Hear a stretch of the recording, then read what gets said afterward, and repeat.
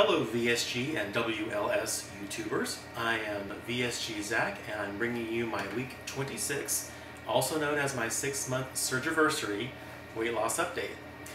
Now, in the spirit of two other weight loss surgery vloggers, Tina Marie RNY, who had her procedure on December 17th, 2013, the same day as me, and VSG Bobby, who had his procedure the following day on December 18th.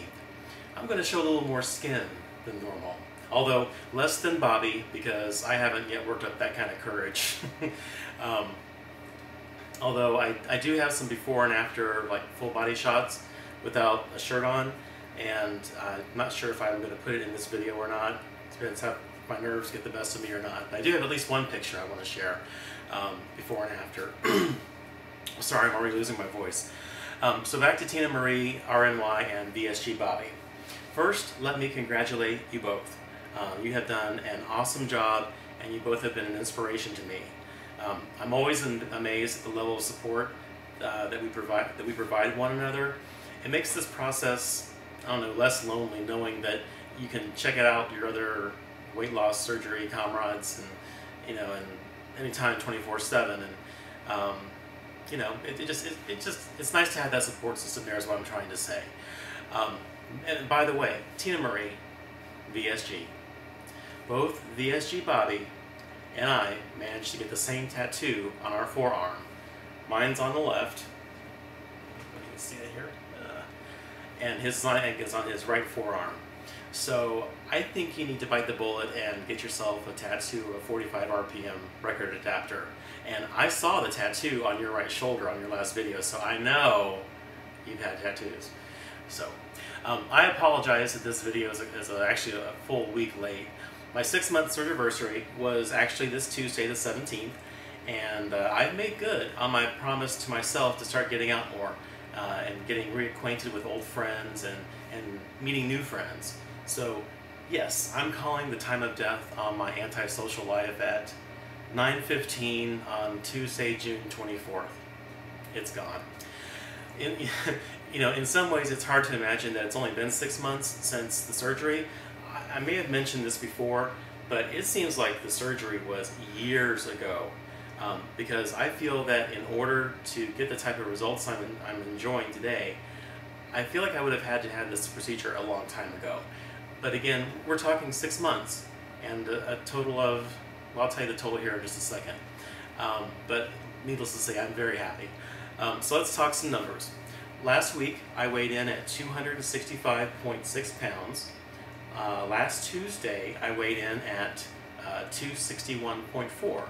So that's a loss of 4.2 pounds last week. I didn't show a loss, however, this week. So I stayed the same. I've been eating probably a few things that I shouldn't have, so that probably is part of the reason why I didn't show a loss. But I didn't show a gain either, so I'm happy with that. I want to share something with you that I've been keeping in my dining room as a visual representation of my weight loss. And this is just a glass jar container. I think there was a candle in it at one point. But inside this container are 131 red glass beads. Each bead represents a pound lost. So when or if I reach a total of a loss of 200 pounds, which would put me at 193 pounds, this jar will be completely full. So, every day I see a change in me, either physically or, emotionally, and it's nice to be able to take a look at that glass jar and say, wow, you've come quite a ways already. There have also been some NSVs, non-scale victories here and there. My manager, where I work, I ran into him in the hallway last week, and he looked at me and said, "Zac, you're getting so thin." And thin is not an adjective that's ever really been used to describe me, but I loved it. I was just loving it. And we have a neighbor. I was out in the yard working on some flowers and stuff, and she came up to me, and she just went on and on and on about how good I looked. And she said, "If I didn't know you were taken, I'd be asking for your number." So that was really nice. I really appreciated that. She's like my soul sister from another Vista, if you will. But But plus, I'm also getting a lot of attention from others that play on my team. So I'm absolutely loving it. Last week, I mentioned that my partner Michael declined to participate in answering couples-related questions about VSG. And I know it came across as, I don't know, somewhat bitchy, but I tend to get that way when I don't get my way. My feelings were hurt, so I was, a little passive-aggressive and lashed out, ending up hurting his feelings, which I never really wanted to do that, but I never claimed to be that mature either. So, I did extend the offer for him once again to join me, but opted not to, and I'm completely fine with that. The questions that I did receive had a common thread, and it was probably best summed up in the question posed by CKJB323, also known as Cassandra. She asked, do you feel the surgery has brought you guys closer together or created a wedge? So I did ask Mike to answer that and provide his honest feedback to that question, and here's his response. Look it up here. I think we're fine surgery-wise. I'm just more worried about your finances. Mike is a man of few words, by the way. But when I answer this question, I have to say yes to the wedge, then no, and then yes again to the wedge. Initially, Mike was against me having the procedure. Actually, it's one of the few times that I have seen him so upset. He's always a very laid-back guy, very, very kind, very compassionate, but this was truly upsetting him. And as I interpret it, it was a fear-driven response to the surgery, and what seemed like a drastic measure that I was prepared to undergo in order to get rid of the weight. So things were a bit tense for a while between us because I don't think he wanted anything to happen to me, but he eventually came around to realize that inaction on my part would be much riskier than the surgery itself. I mean, all surgeries carry with it some risk, but the number of comorbidities that I had would ensure a very low quality of life and definitely a shortened life as well if I didn't take some action. So after that period of time elapsed, I have to say that we were drawn closer together because we could both see what the surgery, we could see that it was a successful surgery, and I was reaping the benefits of the weight loss and like the eradication of all these comorbidities that were slowly killing me. When he goes back and sees a picture of me from the beginning, he can't believe that I actually got so big. He just wasn't seeing it, and that's true love. I mean, really, because he didn't care. I mean, obviously he cared for my health, my safety, but it wasn't about the looks. It was about the person inside, and that's something that I'm so fortunate to have. So now on to the yes for the wedge part 2. I made a comment earlier that I think I might be scaring Michael a little bit, with the tats and being more social and being, catching up with old friends, meeting new ones. And obviously my financial state actually does scare him. So, when one person in a relationship goes through this procedure, both people undergo changes. I mean, it's not just for the one person.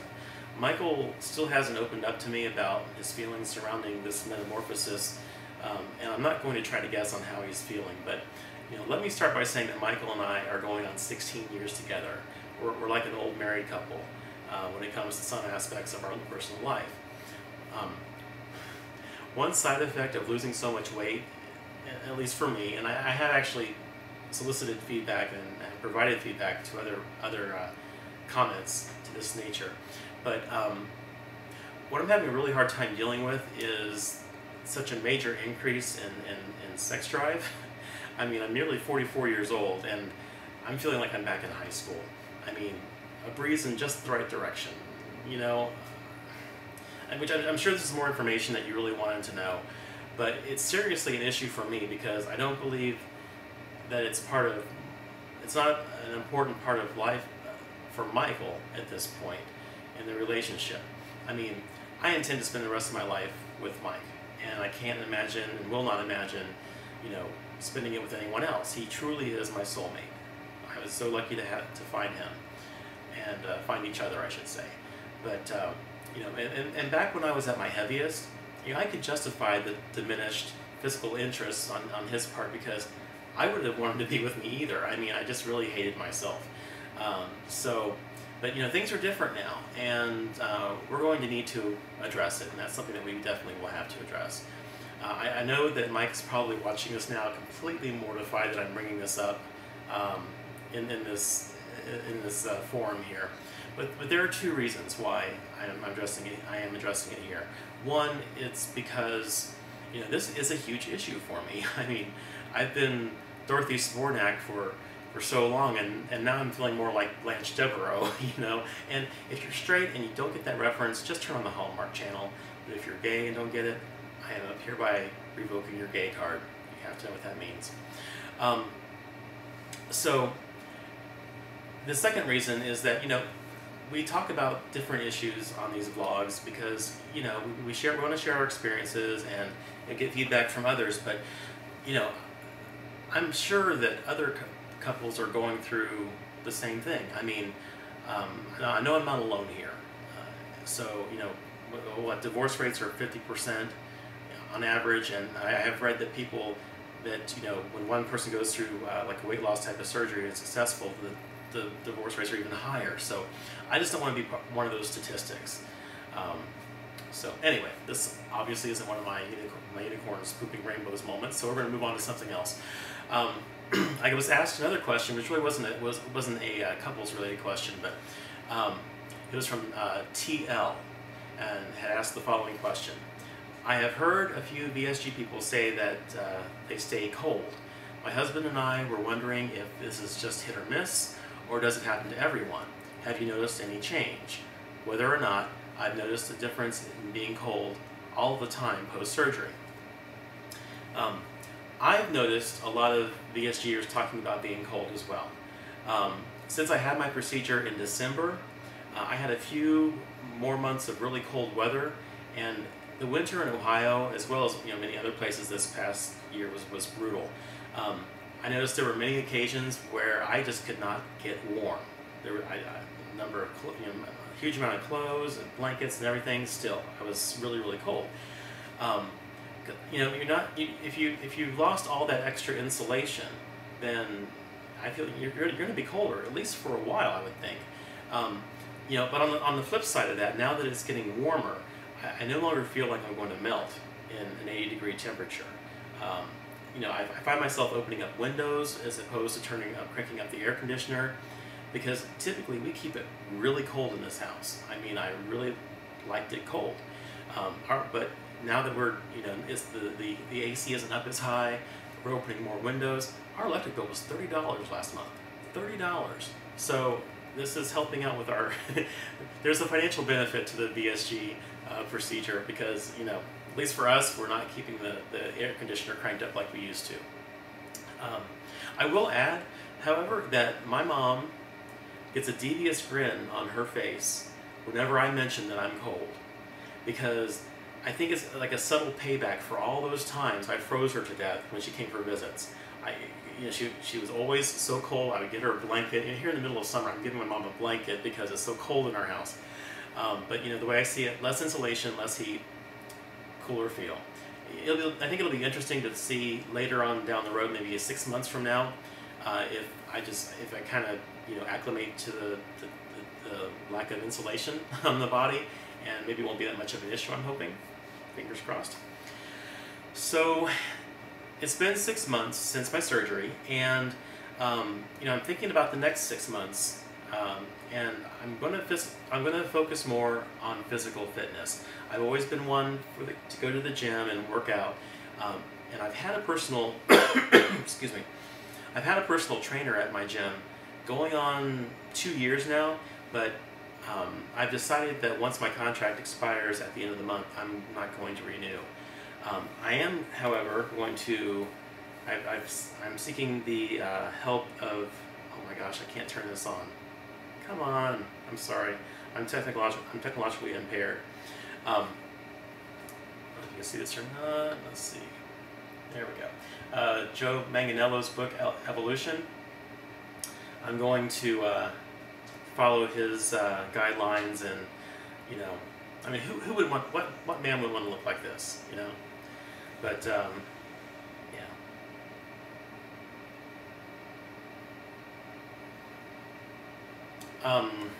Sorry. Anyway, so I'm going to focus more on that and actually building more muscle, kind of get rid of some of the flab here. Got lots of space to fill out now, and focus on running. I want to, you know, increase my running duration and intensity. So those are the two things I'm going to focus on. And also, actually, three things. The third thing is getting my nutrition back in focus, because lately I've been finding foods that are kind of creeping in that probably shouldn't, and you know, I just need to nip that in the bud. So I'm not going back. Not going back. That's all I've got for this week, and I just want to wish everyone who recently had their procedure and everyone who's preparing to have their procedure the best of luck. I am so happy for you and for the changes that are coming your way. Again, if I had to do it all over again, I would. I really, really would. So anyway, hope everybody has a great week, and remember, nothing tastes as good as being healthy feels. We'll see you next week. Bye.